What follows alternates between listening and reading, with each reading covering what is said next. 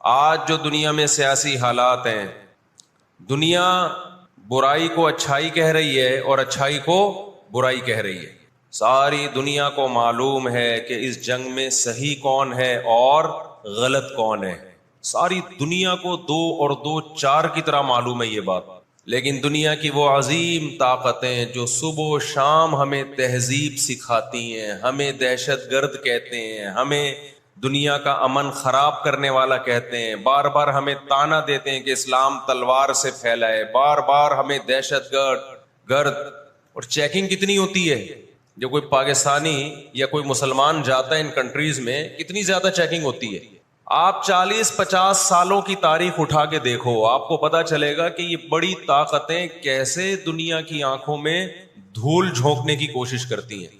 اتنا زبردست طریقے سے جھوٹ بولا جاتا ہے، اتنا زبردست، اور ایسا پروپیگنڈا کیا جاتا ہے کہ لوگ اس جھوٹ کو سچ سمجھنا شروع کر دیتے ہیں۔ مجھے اکثر ایک بات یاد آتی ہے جو میں اکثر اپنے بیانات میں بھی کہتا رہتا ہوں کہ اللہ تعالیٰ نے جو قیامت بنائی ہے نا، آخرت، بہت سے لوگ قیامت کے منکر ہیں نا، وہ کہتے ہیں ہم مر کے مٹی ہو کے ختم ہو جاتے ہیں۔ سوال پیدا ہوتا ہے کہ دنیا میں اتنا کچھ غلط ہو رہا ہے کہ اگر اللہ نے انسانوں کو مار کے مٹی کر کے ختم کرنا تھا اور حساب و کتاب کا کوئی دن نہیں ہے، پھر معاذ اللہ سے بڑا دنیا میں کوئی ظالم نہیں ہے۔ پھر سب سے بڑا الزام اس خدا پہ ہے جس نے اس کائنات کو بنایا کہ اللہ دنیا میں مظلوموں کو پوچھنے والا کوئی نہیں ہے، تو آخرت میں بھی اگر حساب نہیں ہے تو پھر اللہ میں اور آج کی بڑی طاقتوں میں، ظالم حکمرانوں میں فرق کیا ہو گیا؟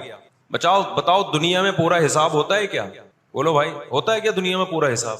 جنرل مشرف کی بہت ساری باتیں جن سے ہم متفق نہیں، کچھ باتیں بڑی خاندانی کر گیا وہ، کچھ غلط لوگ بھی صحیح باتیں کر جاتے ہیں نا۔ جنرل پرویز مشرف مرحوم کی پالیسیاں، ان پالیسیوں نے پاکستان کو فائدے کے بجائے نقصان پہنچایا۔ کچھ باتیں بڑی خاندانی کر گئے جنرل مشرف۔ جب امریکہ نے دباؤ ڈالا نا کہ آپ اڈے دو اور ہم نے افغانستان پہ حملہ کرنا ہے، جنرل مشرف کی چاہت نہیں تھی اڈے دینا۔ کس کی چاہت ہوگی کہ ہم اپنے ملک میں کسی آرمی کو گھسنے دیں؟ مشرف نے ایک بات کہی، اس وقت میں نے براہ راست وہ تقریر سنی کہ یہ دنیا ڈنڈے کی زبان سمجھتی ہے، جس کے پاس ڈنڈا ہے اس کی بات سنی بھی جائے گی، سمجھی بھی جائے گی اور اس کو فالو بھی کیا جائے گا۔ یعنی اس نے بزبان حال کہہ دیا کہ ڈنڈا آپ کے پاس ہوگا، پاور ہوگی، طاقت ہوگی، تو پھر آپ جو کہو گے وہ صحیح ہے، باقی سب کیا ہے؟ غلط۔ آج دنیا نے ڈنڈے کے زور سے منوا لیا ہے دنیا سے کہ جس کو ہم صحیح کہہ رہے ہیں وہ صحیح ہے، دلائل کی دنیا میں جانے کی ضرورت نہیں ہے۔ اس وقت دنیا میں 2 بڑی طاقتیں ہیں جو اس وقت تیسری ورلڈ وار کی طرف دنیا کو لے کے جا رہی ہیں۔ آپ کو پتا ہے پہلی جنگ عظیم میں کتنے لوگ ہلاک ہوئے، دوسری جنگ عظیم میں کتنے لوگ ہلاک ہوئے، اور اب جب تیسری جنگ عظیم ہوگی تو ہلاکتوں کا جو ریشو ہوگا، میں سمجھتا ہوں آدم علیہ السلام کے زمانے سے لے کر اب تک دنیا میں جتنی ہلاکتیں ہوئی ہیں وہ ایک طرف ترازو کے ایک پلڑے میں رکھ دیں آپ، اور یہ تیسری جنگ عظیم جو اسرائیل کی وجہ سے ہونے جا رہی ہے اس میں جو ہلاکتیں ہوں گی وہ تمام ریکارڈ توڑ دیں گی، اور اس کا ذمہ دار برطانیہ، امریکہ اور اسرائیل ہوگا، جو دنیا میں سب سے زیادہ تہذیب کے ٹھیکے دار سمجھے جاتے ہیں۔ اس لیے میرے سامنے یہ نہ کیا کرو گورے کے اخلاق بہت اچھے ہوتے ہیں، تھینک یو سے بات شروع کرتا ہے، تھینک یو پہ ختم کرتا ہے۔ یہ ان کا تھینک یو قیامت کے دن ان کو خدا کے عذاب سے نہیں بچائے گا۔ ہمارا وہ شخص جو گالی سے بات شروع کر کے گالی پہ ختم کرتا ہے، خدا کی قسم ان سے اچھا ہے، وہ دنیا میں وہ ظلم اور بربریت نہیں کرتا جو یہ لوگ کر رہے ہیں۔ بہت آج نا ایٹیٹیوڈ، ان کے اخلاق، ان کی سڑکیں، ان کے روڈ، او بھائی دنیا کا خون چوس رہے ہیں یہ، اس اخلاق کا کیا کر رہے ہیں آپ نے؟ عراق میں جو بھوک سے بچوں کو مارا ہے وہ کس نے مارا ہے؟ مسلمانوں نے مارا ہے یا ان 27 اتحادیوں نے مارا ہے؟ وہ عراق اب تک اپنے پاؤں پہ کھڑا نہیں ہو پایا ہے۔ اس تباہی کا جو سینکڑوں بچے یونائٹڈ نیشن کی رپورٹ کے مطابق عراق میں بھوک سے مرے ہیں، ان کا ذمہ دار سعودی عرب ہے، پاکستان ہے، یا وہ 27 اتحادی ممالک ہیں جو سارے غیر مسلم کنٹریز ہیں جنہوں نے 27 ملکوں نے مل کے عراق پہ حملہ کیا تھا اور جھوٹا الزام لگایا کہ ان کے پاس کیمیکل ہتھیار ہے۔ اب بھی دنیا کو اگر ہوش نہیں آتا اور کفر کی حقیقت سمجھ میں نہیں آتی ہے ہمارے لبرل اور سیکولر طبقے کو جو صبح و شام ان کے گن گاتے ہیں, تو پھر آپ کو اس کا اللہ کے سامنے حساب دینا پڑے گا. آج کے جو اخلاق ہیں نا دنیا میں, ان کی کیا ویلیو ہے؟ باپ پر 1 روپیہ خرچ نہیں کرنا, ماں کے لیے, ابا کے لیے اولڈ ہاؤس, اور اماں کے لیے کیا ہے؟ بولتے کیوں نہیں بھائی؟ اولڈ ہاؤس ہے. کبھی لڑتے نہیں ابا سے, کبھی لڑتے نہیں اماں سے. اس سے اچھا وہ بچہ ہے جو کبھی کبھار ابا سے لڑ بھی لیتا ہے, اماں سے لڑ بھی لیتا ہے, لیکن اسے پتا ہے کہ میں نے آخری دم تک ان بوڑھے ماں باپ کو اپنے سے جدا نہیں کرنا. وہ لڑکے توبہ استغفار کر لیتا ہے, وہ زیادہ بہتر ہے. دیکھنے میں یہ بدتمیز لگے گا آپ کو, خدا کی نظر میں اس کا مقام اس سے زیادہ ہے جو تمیز دار ہے. اس تمیز کا کرنا کیا ہے آپ نے؟ کہاں گئی وہ عالمی طاقتیں, کہاں گئے وہ تہذیب کے ٹھیکیدار جو ہمیں تہذیب سکھاتے ہیں؟ ساری دنیا ایک بات جانتی ہے کہ 18ویں 20ویں صدی سے پہلے مکمل فلسطین یہ کس کے پاس تھا؟ بولو بھائی. یہ عربوں کے پاس تھا, مسلمانوں کے پاس تھا, ایک عرب کنٹری تھا. کون سے لا اور کون سے قانون کے تحت اس کو یہودیوں کے حوالے کیا گیا؟ زیادہ لمبی بحث نہ کیا کریں, اسے کہیں ماضی کی طرف جاؤ. کون سے قانون کے تحت اس میں یہودیوں کو لا کے زبردستی بسایا گیا ہے؟ آج بہت سے لبرل لوگ, سیکولر لوگ, یا وہ مذہبی لوگ جو اصل میں ان کے دماغ میں سافٹ ویئر سیکولرزم ہی کے انسٹال ہوئے ہوئے ہیں, انہوں نے لبادہ مذہب کا اڑا ہوا ہے. آج وہ بھی چھپے لفظوں میں اسرائیل کی حمایت کر رہے ہوتے ہیں کہ جی زمینیں تو فلسطینیوں نے بیچی تھی یہودیوں کو. آپ اگر اپنے ملک میں کسی کو زمین خریدنے دیتے ہو تو کیا اس کا یہ مطلب ہوتا ہے کہ کل وہ آپ کا باپ بن جائے؟ دنیا میں کسی کنٹری میں یہ لا ہے کیا؟ آپ نے اجازت دی اپنے پڑوس میں آ کے کسی شخص کو رہنے کی, کل اس نے آپ کے مکان پہ بھی قبضہ کر لیا, کل اس نے اپنی ریاست کا اعلان کر دیا. دنیا میں کہیں بھی اس بات کو تسلیم کیا جائے گا؟ دنیا میں 2 بڑی جنگیں ہو چکی ہیں, ان دونوں بڑی جنگوں میں کہیں بھی کسی مسلمان کا نام بولو نہیں آئے گا, کہیں بھی نہیں آئے گا کہ یہ کسی فلاں مسلم کی وجہ سے ہوئی ہے یہ جنگ. اور اب تیسری جنگ عظیم کی طرح, اور یہ جنگ ہوگی, یہ ذہن میں رکھیں. دیکھو ہم نہ یہودی کے خلاف ہیں, نہ عیسائیوں کے خلاف ہیں, نہ ہندوؤں کے خلاف ہیں, نہ سکھوں کے خلاف ہیں. ہندو, سکھ, عیسائی اور یہودی, ان کے بارے میں ہمارے پاس قرآن کی واضح تعلیمات ہیں. لا اکراہ فی الدین قد تبین الرشد من الغی, دین میں کوئی زبردستی نہیں ہے. کسی شخص کو مذہب کی تبدیلی پر مجبور نہیں کیا جائے گا, کیونکہ اللہ نے سیدھا راستہ اور غلط راستہ 2 اور 2 4 کی طرح بیان کر دیا ہے. جس کا دل چاہے سیدھے راستے پہ چلے, جس کا دل چاہے برے راستے پہ چلے.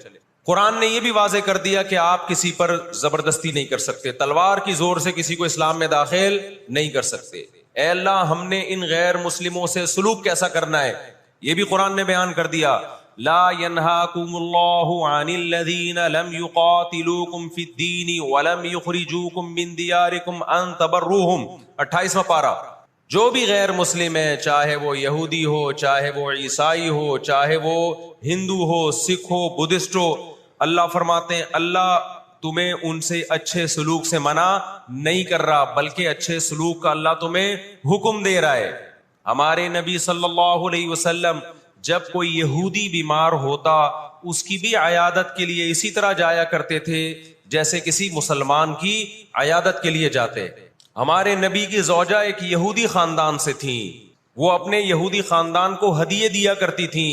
ہمارے نبی صلی اللہ علیہ وسلم نے اس عمل سے انہیں منع نہیں کیا. ہماری دشمنی یہودیوں سے نہیں ہے, عیسائیوں سے نہیں ہے, ہماری دشمنی ان یہودیوں سے ہے جو اسرائیل کو سپورٹ کر رہے ہیں.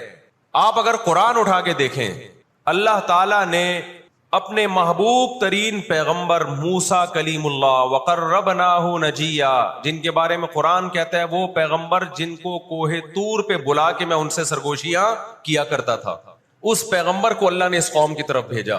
کس قدر ٹینشن دی یہودیوں نے موسیٰ علیہ السلام کو, کیسے معجزے اپنی آنکھوں سے دیکھ رہے ہیں. درجنوں مرتبہ لاٹھی کو سانپ بنتے ہوئے دیکھا. 1 ارب سے زیادہ مسلمان ہیں, 1 ارب سے زیادہ, اور یہودی کتنا ہے؟ 1 کروڑ بھی میرا خیال ہے نہیں ہوگا. لیکن یہ 1 ارب سے زیادہ مسلمان کس کے کنٹرول میں ہیں؟ اور میں آپ کی اطلاع کے لیے عرض کروں, اس وقت اسرائیل امریکہ کا غلام نہیں ہے, خوب سمجھ لیں. امریکہ کی گچی کس نے پکڑی ہوئی ہے؟ اسرائیل نے پکڑی ہوئی ہے. انڈیا، اسرائیل انڈیا کا غلام نہیں ہے. انڈیا کی گچی پکڑی ہوئی ہے کس نے؟ گچی سمجھتے ہو؟ گچی یہاں سے پکڑ کے نا بندہ ہل نہ سکے. چھوٹا سا ملک ہے، سازشوں کی وجہ سے، طاقت کی وجہ سے نہیں، مکاریوں اور سازشوں کی وجہ سے دنیا کو کنٹرول میں کیا ہوا ہے. سازشیں کسے کہتے ہیں؟ ایک بہت طاقتور آدمی جو آپ کے کنٹرول میں نہ ہو، آپ اس کے کسی راز پہ مطلع ہو جائیں، اسے کسی برائی میں ڈالیں اور خفیہ ویڈیو بنا لیں آپ، اور بولیں جو میں کہہ رہا ہوں کرتا رہے ورنہ یہ ویڈیو لیک کر دوں گا. وہ انتہائی پاورفل آدمی بھی کنٹرول میں کس کے آ جائے گا؟ ایک انتہائی کمزور آدمی کے کنٹرول میں. یہودیوں پر ان کی بدعمالیوں کی وجہ سے قرآن کیا کہتا ہے؟ غربت علیہم الذلہ، انہوں نے پیغمبروں کو قتل کیا، انہوں نے موسیٰ علیہ السلام کو صرف ستایا نہیں، بے انتہا ستایا. اتنے سارے معجزے دیکھنے کے باوجود انہوں نے عیسیٰ ابن مریم کو اللہ کا بیٹا کہا، عیسیٰ ابن مریم کو معاذ اللہ ولد الزنا کہا، حالانکہ ان کی اپنی کتابوں میں آج تک عیسیٰ ابن مریم کی گواہی، ان کے نبوت کے علامات موجود ہیں. آپ کو پتہ ہے یہودی مدینہ میں کیوں آباد ہوئے؟ آخری نبی کے انتظار کے لیے، ورنہ مدینہ اور یہودیوں کا آپس میں کوئی لنک بنتا نہیں ہے. یہ لوگ جایا کرتے تھے سفر کر کے، راستے میں مدینہ کا نخلستان تھا. تاریخ کی کتابوں میں لکھا ہے کہ انہوں نے دیکھا کہ آخری نبی محمد صلی اللہ علیہ وسلم جس علاقے میں آئیں گے، نبوت کا اعلان کریں گے، اس تمام علامات اس علاقے میں پائی جاتی ہیں.